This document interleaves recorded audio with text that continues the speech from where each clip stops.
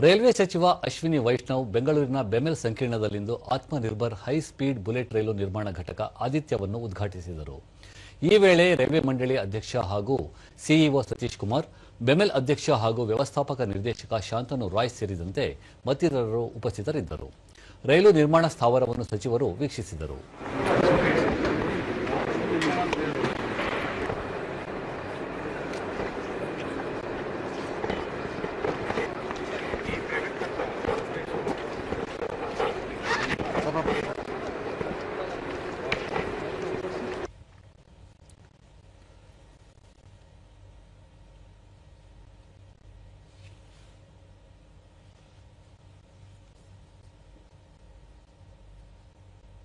ಈ ಸಂದರ್ಭದಲ್ಲಿ ದೂರದರ್ಶನದೊಂದಿಗೆ ಅವರು ಹೈಸ್ಪೀಡ್ ಬುಲೆಟ್ ರೈಲು ಮಾದರಿಯು ಮುಂದಿನ ವರ್ಷ ಸಿದ್ಧವಾಗಲಿದ್ದು 2027ರ ಅಂತ್ಯಕ್ಕೆ ಉತ್ಪಾದನೆ ಆರಂಭವಾಗಲಿದೆ.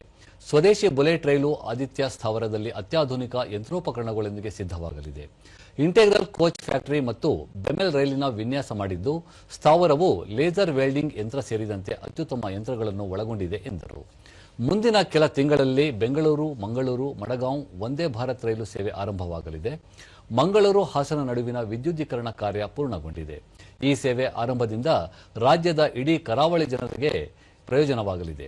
ಬೆಂಗಳೂರು ಮತ್ತು ಮುಂಬೈ ನಡುವೆ ಸೂಪರ್ ಫಾಸ್ಟ್ ರೈಲು ಮತ್ತು ವಂದೇ ಭಾರತ್ ಸ್ಲೀಪರ್ ರೈಲು ಸೇವೆಯು ಶೀಘ್ರದಲ್ಲೇ ಕಾರ್ಯಾರಂಭವಾಗಲಿದೆ.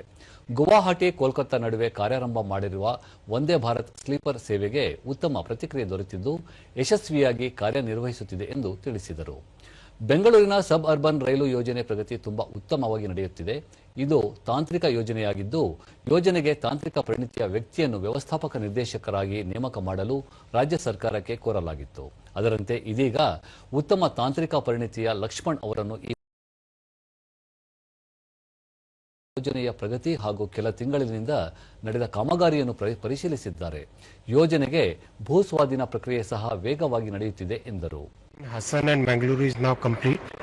Testing and trials are being done. Very soon we should have, within next few months, we should have the Vande Bharat service between Mangaluru and towards Madgaon. So the entire coastal Karnataka will be serviced by Vande Bharat very soon. Simultaneously, we are starting 2 new services to Mumbai. One service is a superfast service from Bangalore via Hubli Dharwad. That will be superfast service to Mumbai. And second is a Vande Bharat sleeper service, which will be Bangalore to Mumbai. So these 2 services will again start in a couple of months from now.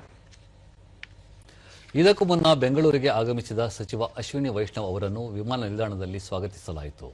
ಈ ವೇಳೆ ವಾರ್ತಾ ಮತ್ತು ಪ್ರಸಾರ ಸಚಿವಾಲಯದ ಹೆಚ್ಚುವರಿ ನಿರ್ದೇಶಕ SG. Ravindra, Bengaluru ದೂರದರ್ಶನ ಕೇಂದ್ರದ ಉಪ ಮಹಾನಿರ್ದೇಶಕ ಎ. ಹನುಮಂತು, ಸುದ್ದಿ ವಿಭಾಗದ ಸಹಾಯಕ ನಿರ್ದೇಶಕ ಕೆ.ಎಸ್. ಶ್ರೀ ಎಸ್ ಮತ್ತಿತರರು ಸ್ವಾಗತಿಸಿದರು.